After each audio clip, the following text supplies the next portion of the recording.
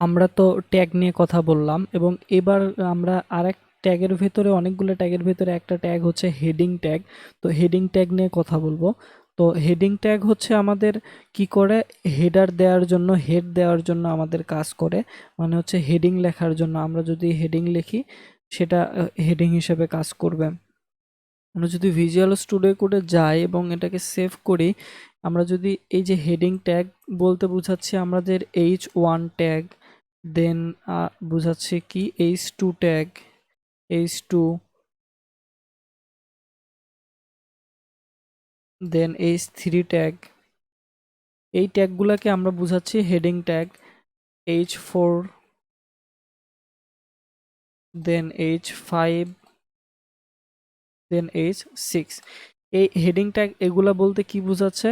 এই heading tag বলতে বোঝাচ্ছে যে আমরা যদি হেডিং ট্যাগের ভেতরে দেখি, H, this is H1, save করি যদি, এবং এটাকে যদি আমরা রিলোড করি এখান থেকে, তাহলে H1 দেখাচ্ছে। আমরা যদি এটাকে কপি করে বারবার সবগুলাতে দেই, সবগুলাতে বারবার দিলাম এবং এটা হচ্ছে 6 হবে।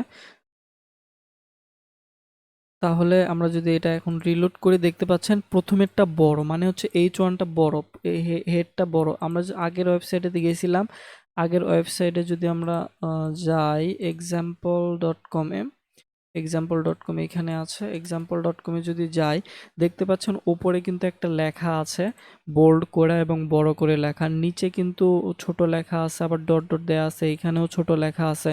তো আমরা যদি স্বাভাবিকভাবেই যদি এইখানে যদি কিছু লিখি, যে ওইটার মতো করে লিখি এক্সাম্পল ডোমেইন লিখি এবং তার নিচে যদি আমরা এই জিনিসগুলো দেই, তাহলে দেখেন তো আমাদের ওয়েবসাইটে কি দেখায়। এবং বাকিগুলাকে আমরা কমেন্ট করে রাখতেছি। কমেন্ট করা তো আমরা আগে দেখেছি এবং শিখেছি কমেন্ট কিভাবে করে। তো আমরা যদি এখন আমাদের ওয়েবসাইটে গিয়ে সার্চ করি, তাহলে কি দেখাচ্ছে? আমরা কিন্তু ওই একই জিনিসই লিখছি, এখানে যা লেখা আছে আমরা কিন্তু ওই একই জিনিসই লিখছি, কিন্তু এইখানকার মতো কিন্তু দেখাচ্ছে না। তাহলে আমাদের এইখানে বলে দিতে হবে যে তুমি এটা বড় হও, তুমি এরকম প্যারাগ্রাফের মতো এক জায়গায় থাকো। আর এখানে কিন্তু সব ঢালাওভাবে হয়ে গেছে, সবগুলো সেম হয়ে গেছে। তো মূলত এই ওয়েবসাইটকে এই এটা বলার জন্য আমরা এইচটিএমএল ইউজ করি, যে তোমার সাইজ কোথায় কেমন হবে, কোথায় থাকবা তুমি, এই জিনিসগুলো বলে দেওয়ার জন্য আমরা এইচটিএমএল ইউজ করি। তো এইচটিএমএল কেন ইউজ করি এটা তো বুঝলাম, কারণ আমাদের তো এই যে এটা হচ্ছে যে ইংলিশ ভাষা, ইংলিশ ভাষায় বললে তো তারা বুঝবে না, তাদের নিজস্ব ভাষায় তাদেরকে বুঝতে হবে, বুঝাইতে হবে, এবং আমরা সেটা বুঝাই ট্যাগের মাধ্যমে। ঠিক আছে?